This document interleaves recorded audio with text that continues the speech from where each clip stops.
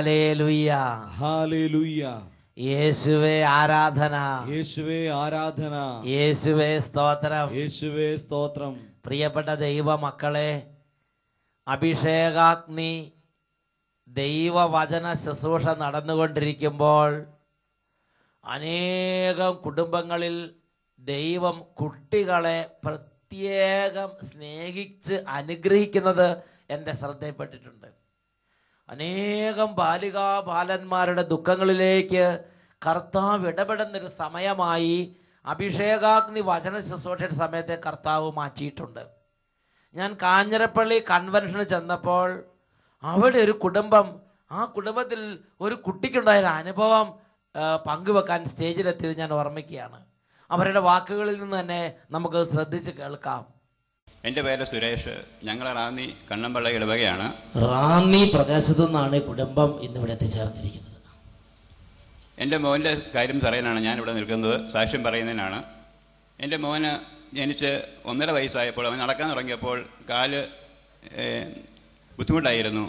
ഇടത് കാൽഭാഗത്തിന് ആർച്ച് വളരെ കുറവായിരുന്നു. ഡോക്ടർ പറഞ്ഞു ഒരു ഷൂ ധരിക്കാൻ പറഞ്ഞു. ഞങ്ങൾ ആ ഷൂ ധരിക്കുകയും ആ കൂടെ ഞങ്ങൾ സെഹിയോനിൽ അട്ടപ്പാടി മാസവാദ്യ വെള്ളിയാഴ്ച പോയി പ്രാർത്ഥിക്കുകയും ചെയ്തു. 1 വർഷം ഞങ്ങൾ ഷൂ ധരിക്കും, പക്ഷെ എന്നാൽ അതിന് കാര്യമായ മാറ്റമൊന്നും ഉണ്ടായില്ല. അതിനുശേഷം ഞങ്ങൾ ഡോക്ടറെ കണ്ടപ്പോൾ പറഞ്ഞു വീണ്ടും ഷൂ ധരിക്കാൻ പറഞ്ഞു.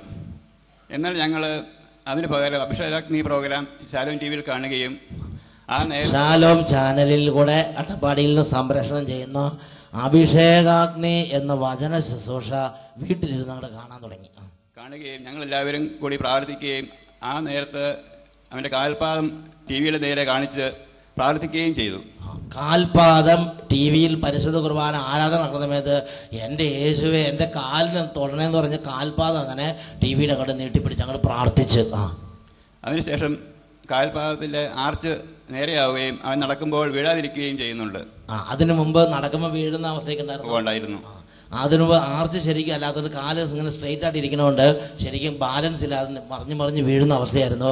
എന്നാൽ അഭിഷേകാഗ്നി വചന ശുശ്രൂഷ TV യിലൂടെ നടക്കുന്ന സമയത്ത് ഈ കാൽപാദം TV യുടെ അങ്ങോട്ട് നീട്ടിപ്പിടിച്ചിട്ട് യേശുവെ തൊടണമെന്ന് പറഞ്ഞ് കുടുംബം മുഴുവനും കരഞ്ഞങ്ങോട്ട് പ്രാർത്ഥിച്ചു.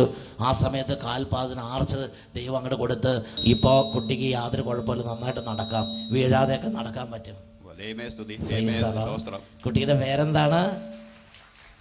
കുട്ടിയുടെ പേര് ആൽവി. ആൽവി ഇന്ന് സന്തോഷമായിട്ടിരിക്കുകയാണ്.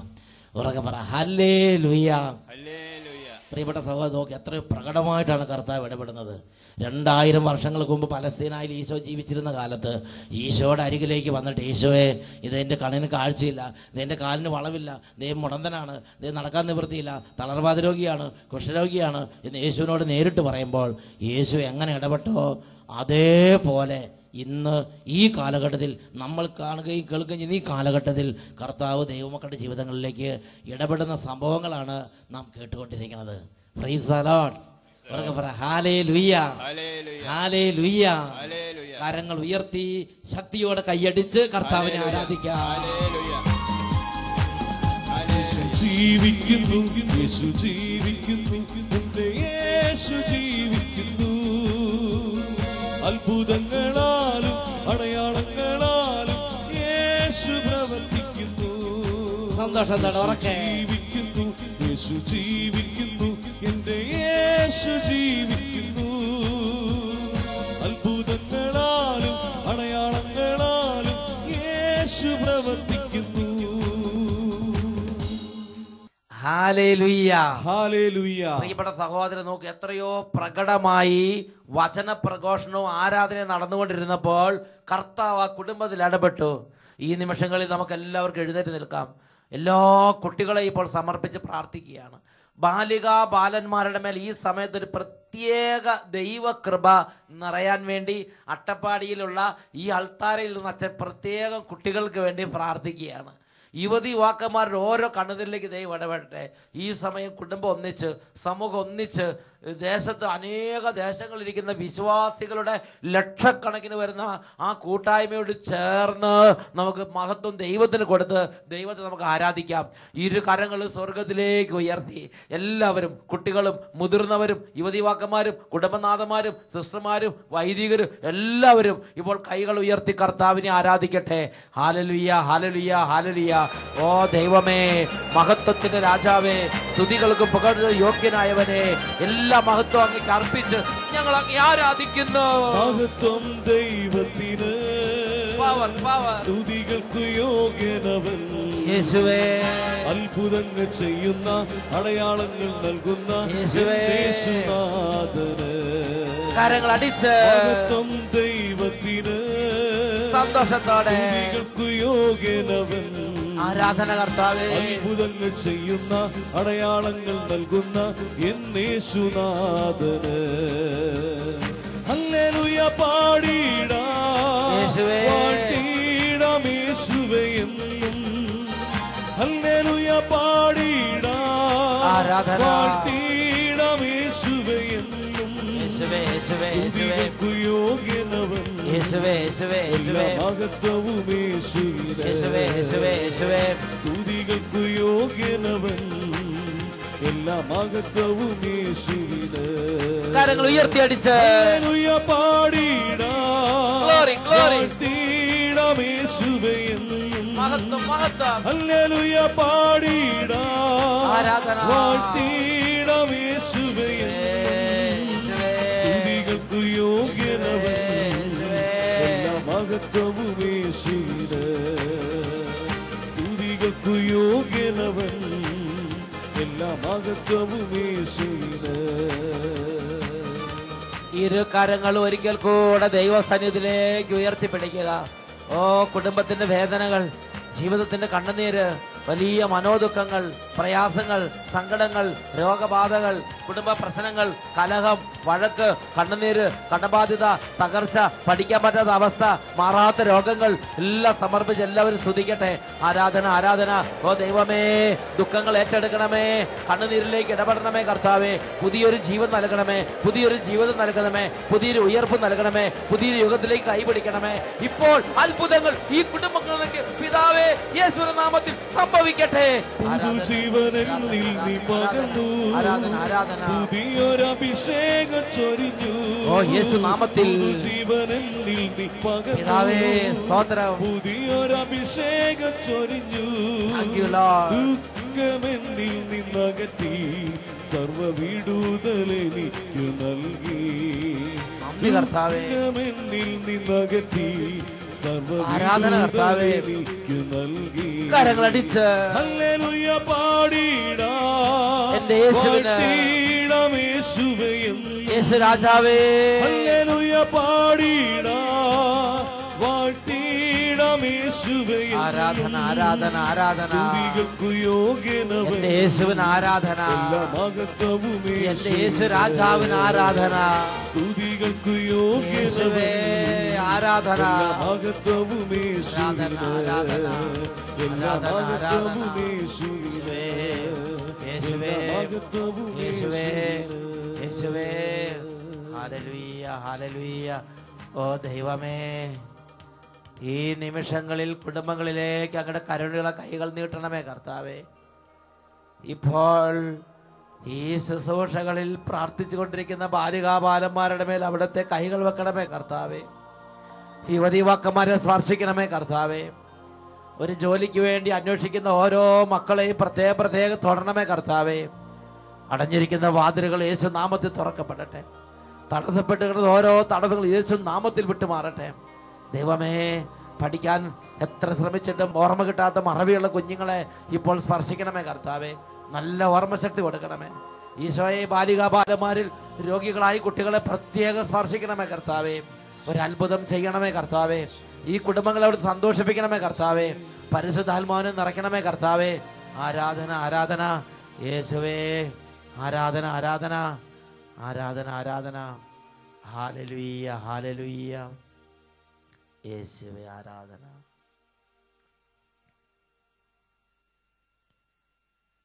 ഹല്ലേലൂയ. ഹല്ലേലൂയ.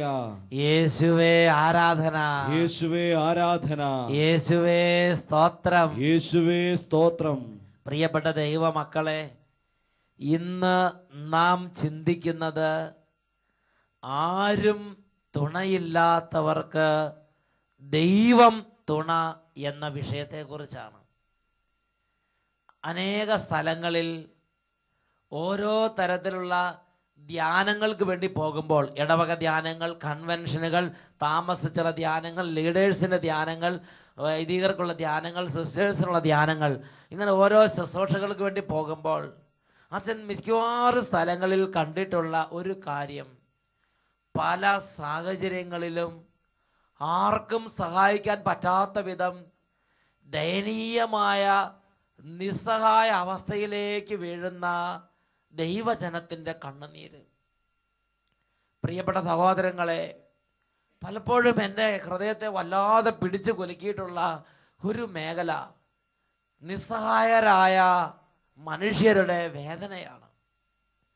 ഡോക്ടർമാർക്ക് സഹായിക്കാൻ പറ്റുന്നില്ല, പണമുണ്ട്, പണം കൊണ്ട് ഉപകാരപ്പെടുന്നില്ല, ബന്ധുക്കളും സ്വന്തക്കാരും ഉണ്ട്, ആർക്കും സഹായിക്കാൻ പറ്റുന്നില്ല, ഗവൺമെൻറ് ഉണ്ട്, ഹെൽത്ത് കെയർ ഉണ്ട്, എല്ലാം ഉണ്ട്, ആർക്കും ഒന്നും ചെയ്യാൻ പറ്റുന്നില്ല, പഠിപ്പുണ്ട്, ജോലിയുണ്ട്, അതുകൊണ്ടും ഒരു ഉപകാരമില്ലാത്ത സ്ഥിതി.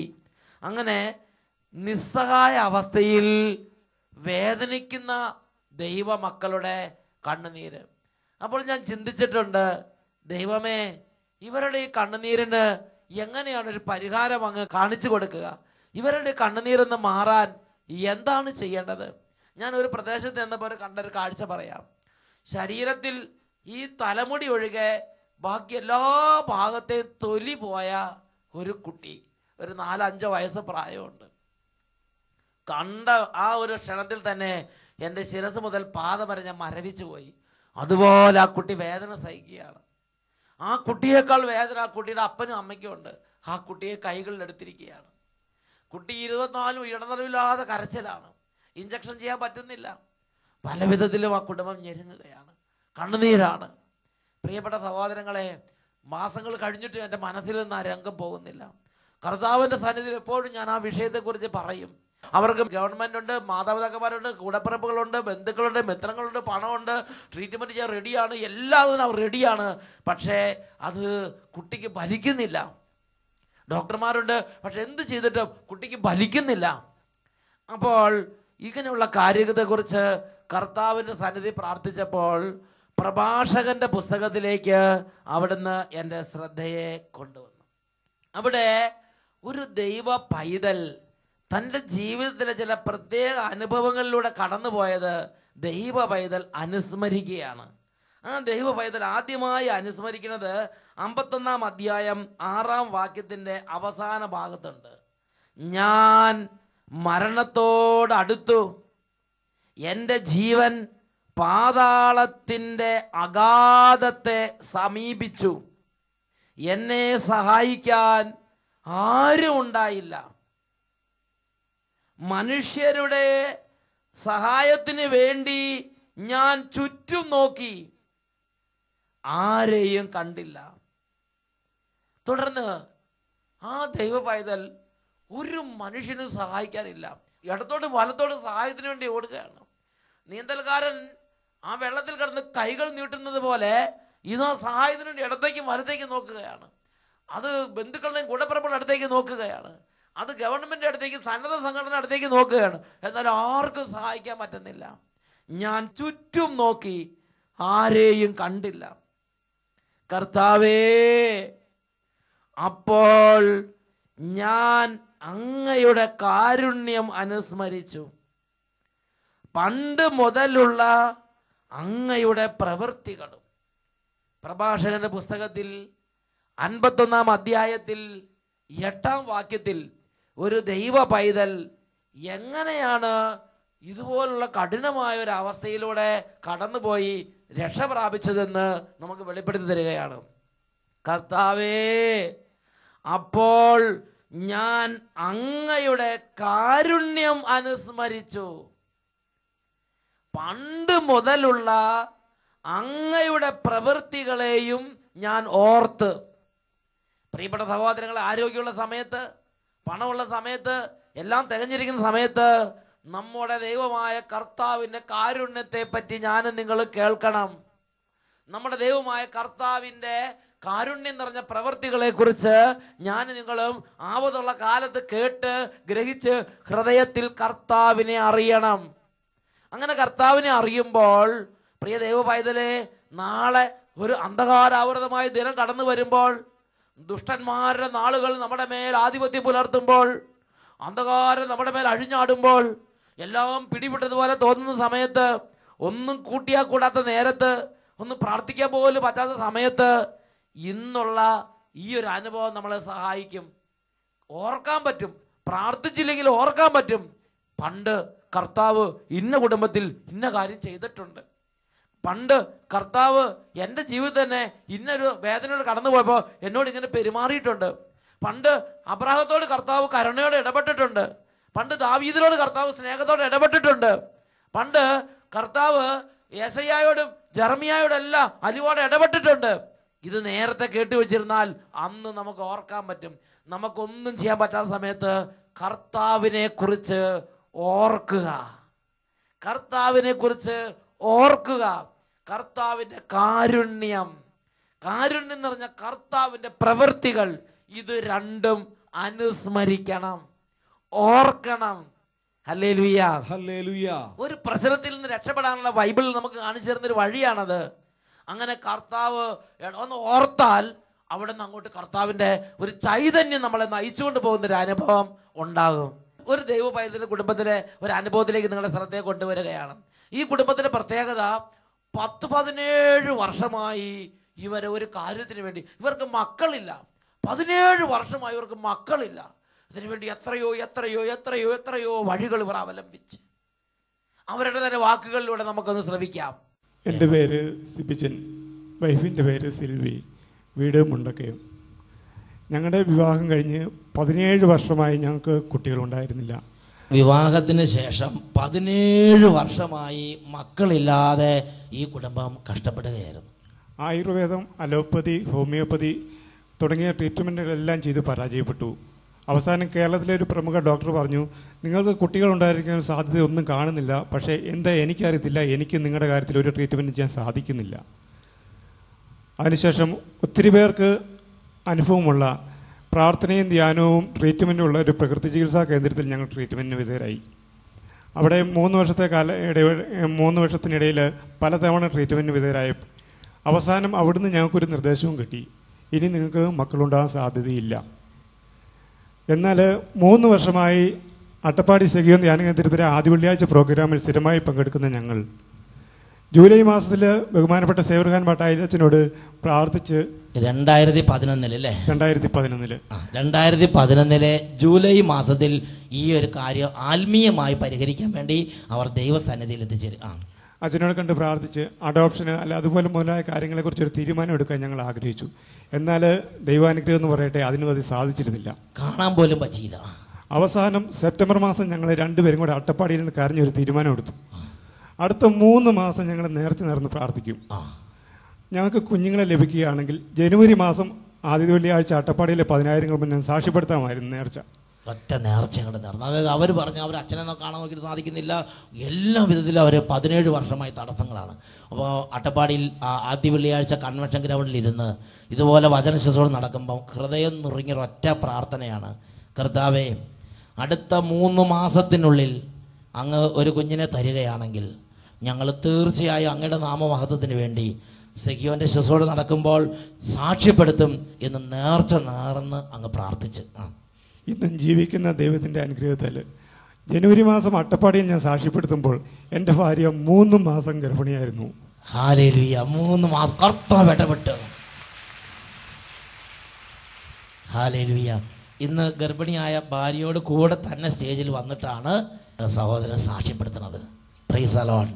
അധികം താമസിയാതെ ഒരു നല്ല ആരോഗ്യമുള്ളൊരു കുഞ്ഞിനെ ജന്മം നൽകാൻ, ഇവർക്ക് നല്ല സുഖപ്രസവം കൊടുക്കാൻ വേണ്ടി നമുക്ക് പ്രാർത്ഥിക്കാം. Praise the Lord. ഉറക്കെ പറ ഹല്ലേലൂയ, ഹല്ലേലൂയ. കരങ്ങൾ ഉയർത്തി ശക്തിയോടെ കൈയടിച്ച് കർത്താവിനെ ആരാധിക്കാം. യേശു ജീവിക്കുന്നു, യേശു ജീവിക്കുന്നു, എൻ്റെ യേശു ജീവിക്കുന്നു.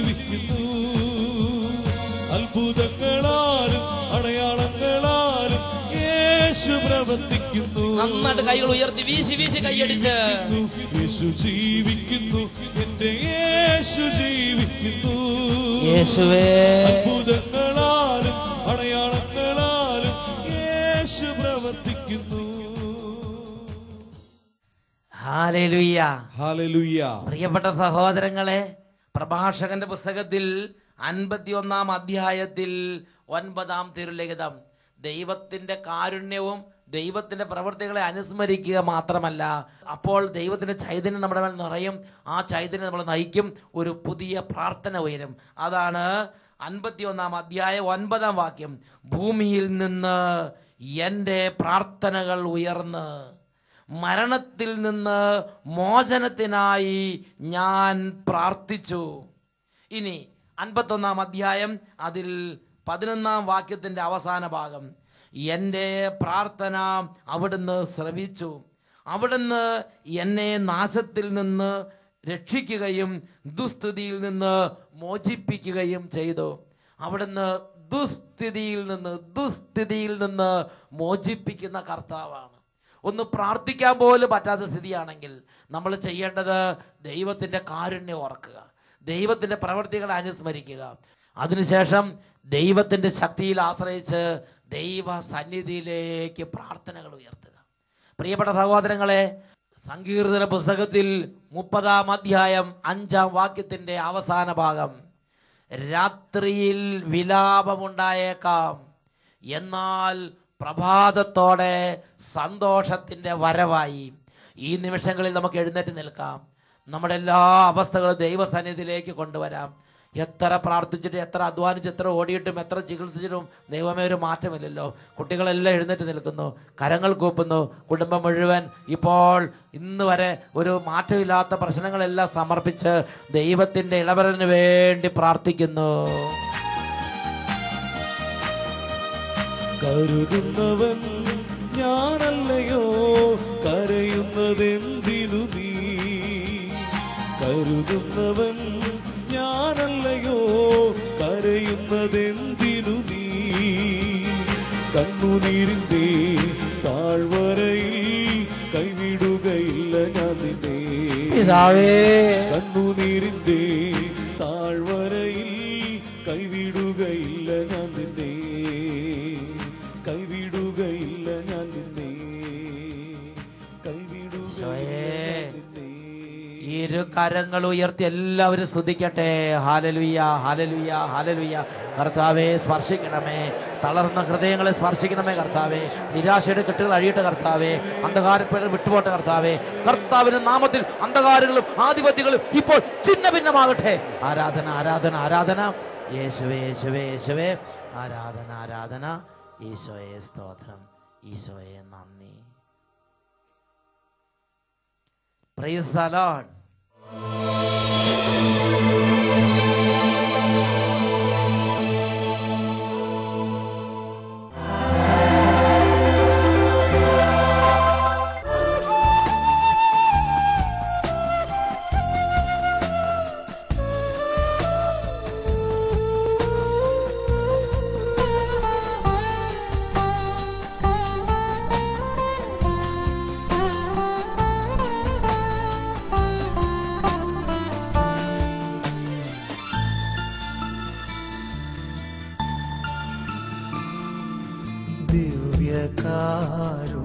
ദിവ്യകാരുണ്യമേശുവേ, നിന്നെ ആരാധിച്ചു സ്തുതിക്കുന്നു.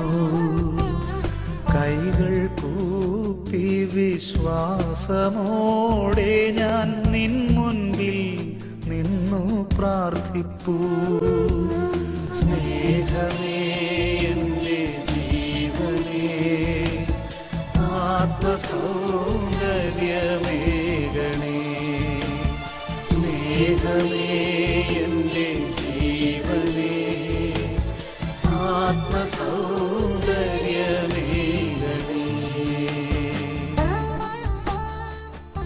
Hallelujah, hallelujah. പ്രിയപ്പെട്ട സഹോദരങ്ങളെ, പ്രഭാഷകന്റെ പുസ്തകത്തിൽ 51-ാം അധ്യായത്തിൽ 1-ാം തിരുലിഖിതം. എൻ്റെ ദൈവവും എൻ്റെ രക്ഷകനുമായവനെ, ഞാൻ അങ്ങയെ വിളിക്കുന്നു. ഇരു കരങ്ങൾ ഉയർത്തി യേശുവിനെ വിളിക്കുക. എല്ലാം മറന്ന് രക്ഷിതാവായ കർത്താവിനെ എല്ലാവരും കരങ്ങൾ ഉയർത്തി ഉറക്കെ വിളിക്കുന്നു. യേശുവേ, യേശുവേ, എൻ ദൈവമേ, നീ എന്നും മതിയായവൻ. മനസ്സ് തുറന്ന് ഉറക്കെ യേശുവേ, രക്ഷിതാവേ, എൻ ദൈവമേ, നീ എന്നും മതിയായവൻ. കർത്താവേ,